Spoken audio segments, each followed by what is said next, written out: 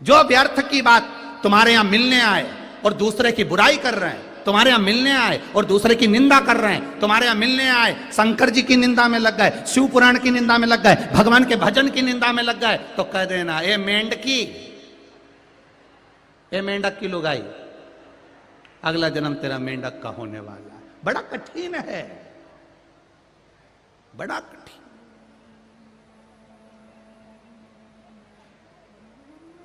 वैसे तो मुझे मालूम है बरहानपुर के लोगों का ऐसा वैसा जन्म तो नहीं होगा, निश्चित है। कारण केवल एक ही है कि बरहानपुर वाले माँ ताप्ती के तट पर रहते हैं और ताप्ती का केवल नाम लेने पर ही व्यक्ति की मुक्ति हो जाती है। केवल माँ ताप्ती का नाम उच्चारण किया, मुंह से बोला ताप्ती, इतने में तो कभी कभी ऐसा होता है किसी किसी के घर में ऐसा सेंसर लगा होता है, सेंसर ऐसा दरवाजा खोलने के लिए, उसमें अब तुम ताला नहीं लगता, उसमें सेंसर लगा है। तो हमने तो इंदौर में देखा ऐसा सेंसर लगा होता है, वहाँ वो थम लगाते हैं, कोई कुछ लगाता है, कोई कुछ लगाता है। एक इतना बड़ा सेंसर लगा था, वो सेंसर में हमारे जो जजमान थे हमको जब घर लेकर गए तो उन्होंने तुरंत उस सेंसर के आगे अपना मुंह करा। अब मुंह करा तो ताला नहीं खुला। उस ताले को प्रतिदिन बदल देते हैं वो, प्रतिदिन। फिर उन्होंने उनकी पत्नी को फोन करा, मैं घर आया हूं, गुरुजी को लाया हूं, सेंसर ताला नहीं खोल रहा है। तो पत्नी ने कहा जीवान चिढ़ाओ। अब उसने मुंह आगे करा, उसने ऐसा करा, खुल गया, खुल गया, ताला खुल गया। तो तुम्हें तो कुछ चिढ़ाने की जरूरत ही नहीं है, बस एक बार बोलना है ताप्ती माता की, और जैसे ही बोले ताप्ती की जय, उतनी देर में तो बैकुंठ का दरवाजा खुल गया, अंदर प्रवेश मिल गया। हमने थम लगाया, न जीवन चिढ़ाई ना कुछ, अपने आप प्रवेश। बस मेरे भगवान का भजन है ही ऐसा, मेरे शिव की भक्ति है ही ऐसी, जिसने एक लोटा जल चढ़ाया है, समझ लेना कि तुमने अभी से थम लगाया है, और थम लगाया मतलब प्रवेश हो गया है। प्रवेश। एक पत्र आया है बड़ा सुंदर, देखिए। शिव को जल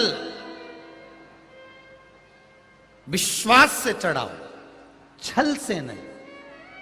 छल से चढ़ा गया जल शिव स्वीकार नहीं कर। आप भटकना नहीं।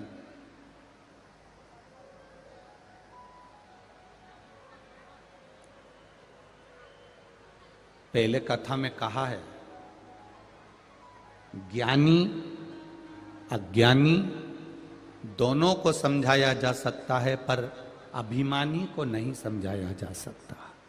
जिसके भीतर अहंकार भर गया हो, मैं 2 घंटे रोज रामायण पढ़ता हूं, मैं 4 घंटे रोज पोथी पुराण पढ़ता हूं, मैं 5 घंटे भगवान का भजन करता हूं, मैं 6 घंटे भजन करता हूं, उनको क्या आता है, मैं जानता हूं भगवान कैसे प्रसन्न हो सकते हैं, मुझे मालूम है व्रत कैसे करना चाहिए, मुझे मालूम है उपास कैसे करना चाहिए। ना ना ना ना, शिव महापुराण की कथा कहती है, कभी बुजुर्ग को भी अगर घर की बहू या बेटा कोई बात समझा रहे हो, आप गलत कर रहे हो, कुछ सिखा रहे हो, तो सीख लेना चाहिए। और कभी कभी बहू बेटे को घर के बुजुर्ग भी अगर कुछ सिखाएं तो सीख लेना चाहिए। सीख जहां से अच्छी मिले, जैसे मिले, उसको प्राप्त करो। ये मत क्यों मेरा बुढ़ापा हो गया, मेरे बाल सफेद हो गए, जिंदगी निकल गई, ना ना ना, कभी हमको सीखने को मिल रहा है।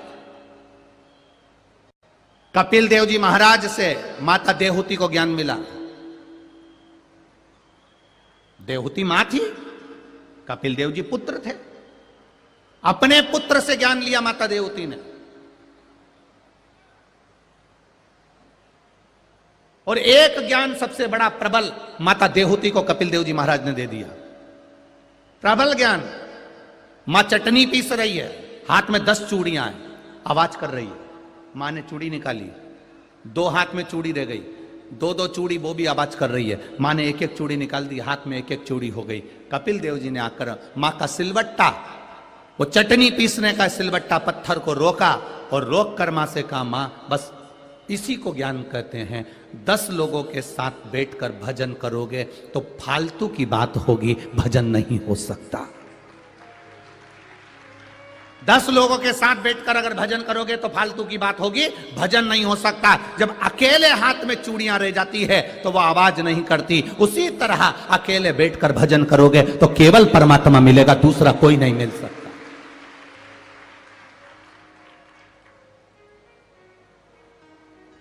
देहूती में और हम में अंतर है। देहूती सत्संग करने बैठती थी तो अकेले बैठती थी, और हम सत्संग करने बैठते हैं तो पूरे खानदान के लोग, तू कितनी बजे आएगी, मैं तेरी जगह संभाल लूंगी, तेरे पास में बैठूंगी, मैं तुझे अपने पास बिठा लूंगी। इशारा करके अपने पास बिठाया। महाराज जी ने कोई बात की, तुरंत आपस में बात करने लगे। अगर अकेले बैठते, इसलिए शिव महापुराण की कथा कहती है कि पूजन करने बिठाते हैं तो पति पत्नी को गठजोड़ा बांधकर बिठाते हैं। बोलो बिठाते कि नहीं बिठाते? गठजोड़ा बांध के पति पत्नी का इसलिए बिठाते हैं क्योंकि उनको मालूम है ये रात को इतना झगड़ा कर लेते हैं तो सुबह से एक दूसरे से बोलेंगे तो है नहीं, इनको बिठा दो साथ में, चुपचाप बैठे। ये तो हास्यप्रद में हमने कहा, पर नियम क्या है सत्संग का? ये तो हमने हास्य में कह दिया, पर इसका नियम क्या है सत्संग का? सत्संग का नियम है, माता देहूती से कहा अकेले हाथ की चूड़ी आवाज नहीं करती, उसी तरह अकेले बैठकर भजन करने में परमात्मा मिलता है, उसकी भक्ति मिलती है, उसकी दृढ़ता मिलती है, उसका विश्वास मिलता है। ये जितने लोग आवाज करते हैं ना, शोर करते हैं, यहां से कहीं से आवाज आए, कहीं से आवाज आए, 4-6 लोग चिल्ला रहे हैं, क्यों चिल्ला रहे हैं? एक ने कोनी मारी, दूसरे को लगी, दूसरे ने तीसरे को मारी, आवाज निकल पड़ी। होठ में सुरमा लगाया, काजल, दांत सफेद, आंख लाल, खुले हुए बाल, कंकु की लगाना थी बिंदी, उसकी जगह लगा ली काजल की बिंदी।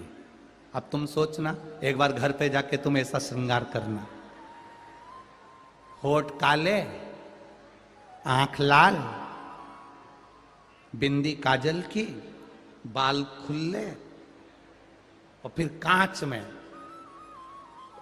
और उस पे मान लो तुम्हारे दांत लंबे लंबे, और फिर दर्पण में तुम मुंह देखो तो तुम्हें याद आ जाएगा वो हम लोग पहले माताएं गाती थी ना, वो श्राद्ध पक्ष में दीवार पे गोबर से बना बना के, ऐसी दीवार पे गोबर से बनाती थी, उसमें चमकीली पन्नी चिपका के संजा होली संध्या ऐसा कुछ बनाती थी, तो उसमें गाती थी, हिरनी का बड़ा बड़ा दांत कि तेरी अम्मा मारेगी कि कूटेगी, घाय।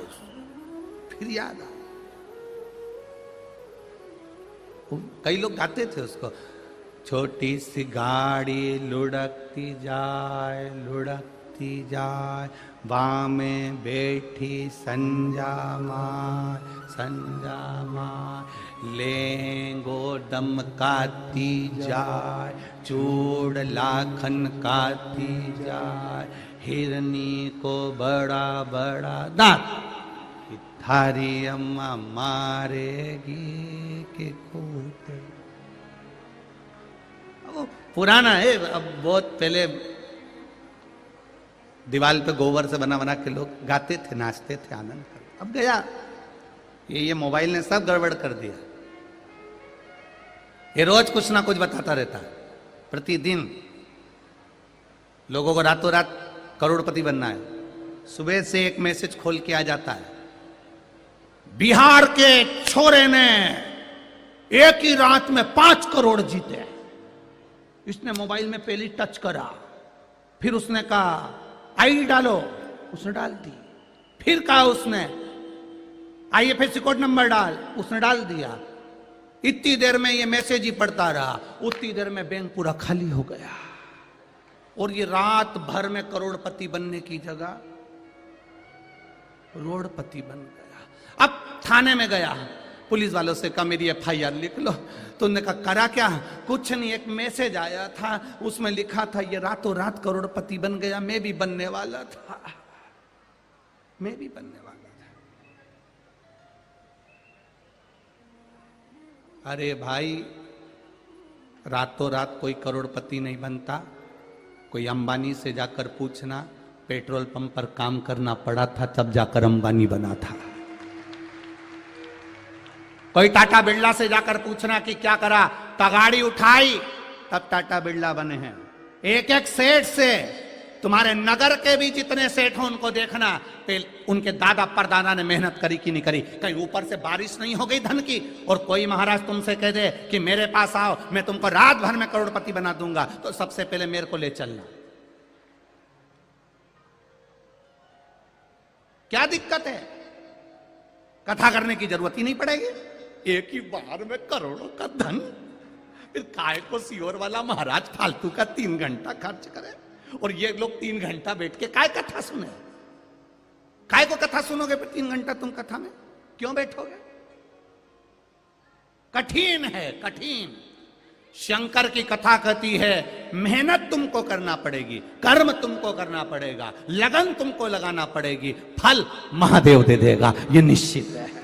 कर्म करो, मेहनत करो, और कर्म और मेहनत के साथ में फल वो दे।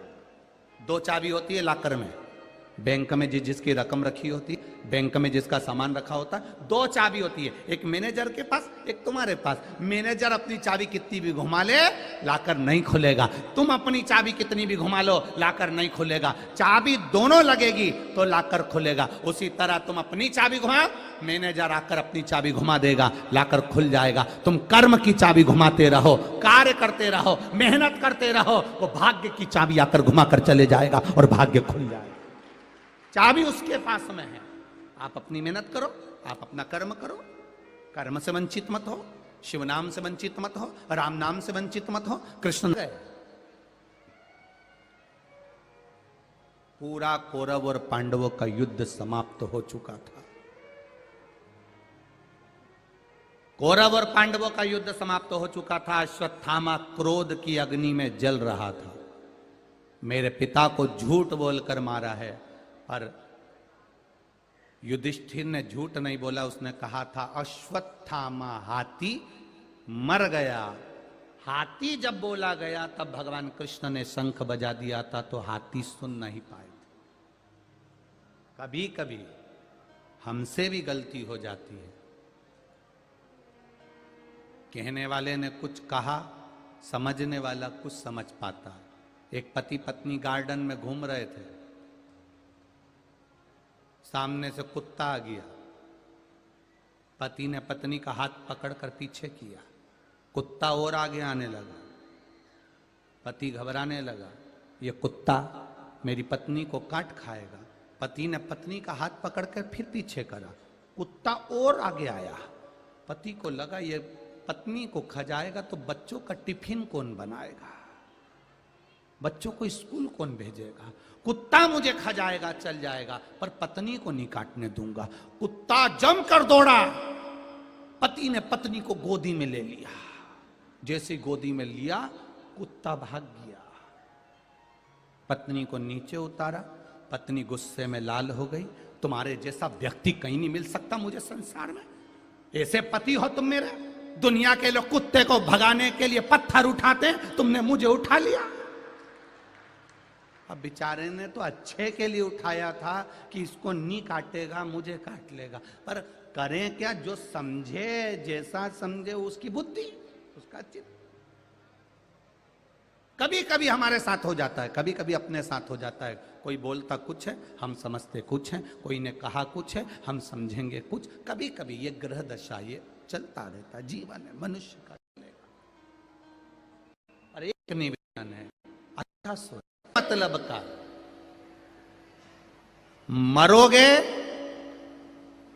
जिस पर सोए हो वो चद्दर बाहर फेंक दी जाएगी।